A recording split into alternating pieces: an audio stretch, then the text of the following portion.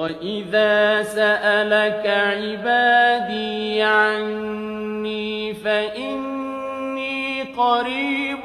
أُجِيبُ دَعْوَةَ الدَّاعِ